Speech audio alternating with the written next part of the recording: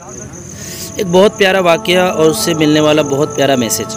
एक औरत थी जिसके घर में एक छोटा सा बच्चा था और एक कुत्ता था, पालतू कुत्ता, वफ़ादार कुत्ता था। वो जब भी औरत कभी बाहर कहीं जाती, कहीं भी शॉपिंग करने किसी काम से भी जाती, तो कुत्ता इतना वफ़ादार और इतना समझदार था कि उस कुत्ते के हवाले, उस कुत्ते के सिपुर्द जो है अपने बच्चे को करके चली जाती थी।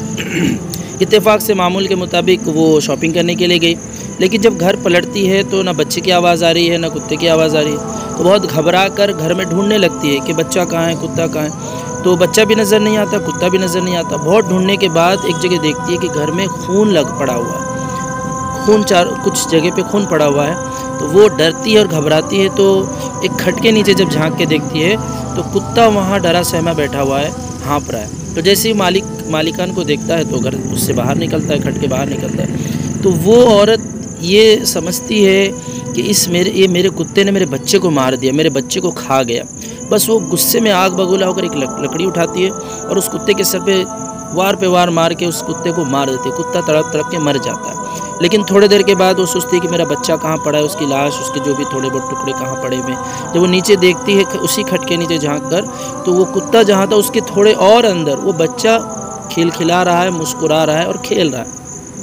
जब ये मंज़र वो देखती है तो वो घबरा जाती है और उसी खट के नीचे एक जगह एक सांप भी जो है ज़ख्मी हालत में यूँ कि मर चुका है, वो भी पड़ा हुआ।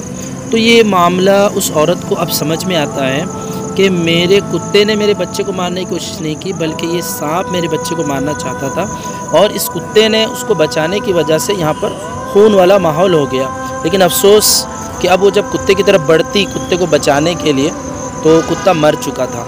तो इस वाक़े से मैं ये कहना चाहता हूँ कि हम भी अपनी ज़िंदगियों में बहुत से ऐसे गलत डिसीज़न किसी एक तरफ को देखकर, किसी एक तरफ के बारे में सोच कर लेते हैं और अपने कीमती रिश्ते को खो चुके होते हैं। कभी हम किसी के बारे में कुछ सुन लेते हैं, कभी अपने दोस्त, कभी अपने घर के बारे में, कभी अपने किसी भी ख़ास रिश्ते के बारे में कुछ ऐसी गलतफ़हमी हमें कोई फैलाता है या हमें खुद नज़र आता है, लेकिन हम उसकी तह तक पहुँचने से पहले ही कुछ ऐसे कड़वे जुमले इस्तेमाल कर लेते हैं, कुछ ऐसा कड़वा एक्शन ले लेते हैं जिसकी वजह से वो रिश्ता ख़त्म हो जाता है, उस रिश्ते में दरार आ जाती है। तो हमें सोचना है अपनी ज़िंदगी में, अपने लाइफ में कभी भी कोई मसला आता है, कोई परेशानी आती है, किसी अपने के ज़रिए से कोई ऐसा चीज़ नज़र आता है, तो कोई फ़ैसला लेने से पहले, कोई जुमला इस्तेमाल करने से पहले, कोई एक्शन लेने से पहले एक बार उस तस्वीर के अंदर जाके उस तस्वीर के दूसरे रूप को भी देखने की कोशिश करें। इंशाअल्लाह जो रिश्ते टूट चुके हैं वो टूटने से बच जाएंगे।